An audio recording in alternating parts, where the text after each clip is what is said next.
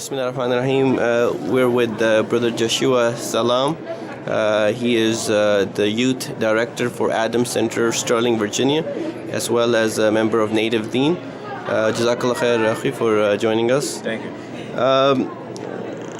In your opinion, what do you feel are the one or two key objectives of MANA? And in the time since their inception, how do you feel that the fulfillment of these objectives is proceeding?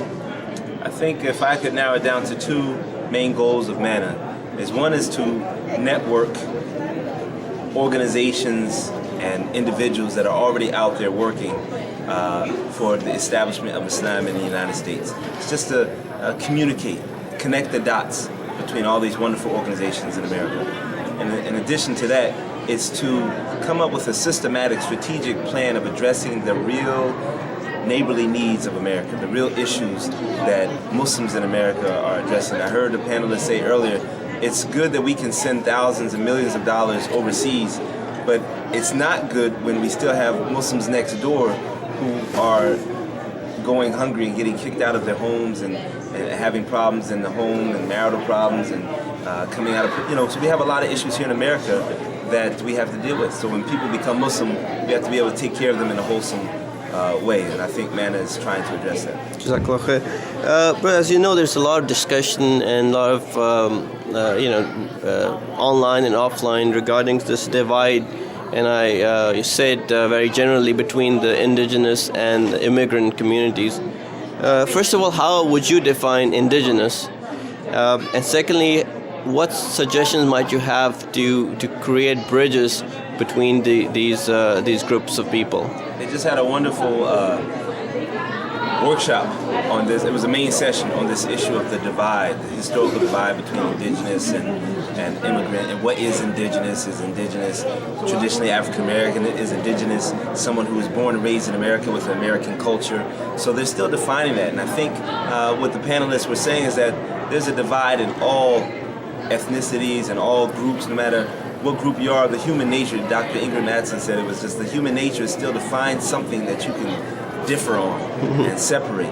So inshallah we can move away from these things and just try to appreciate our differences. Another comment that was made at this conference that I really like to say, unity does not mean uniformity.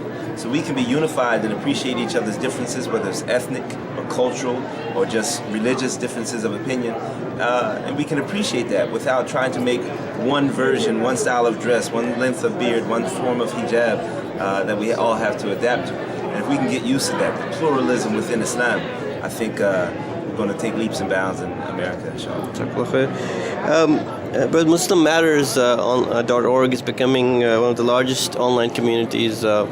What nasiha advice do you have for both the authors that write on this blog as well as the readership in terms of how they can contribute to the Ummah? About Muslim Matters. The first time I heard about it was at this conference. I haven't been online to really check it out. But my advice is you got to, with online communities, you have to keep it relevant, you have to keep it active, and that's where everybody's moving is online. Maybe not completely this generation, but by the time my children come up, that generation is the online generation completely. Do you have any specific topics where you think we need to focus on online as well, in terms of that will help the healing in the communities, some of the topics that came up in MANA?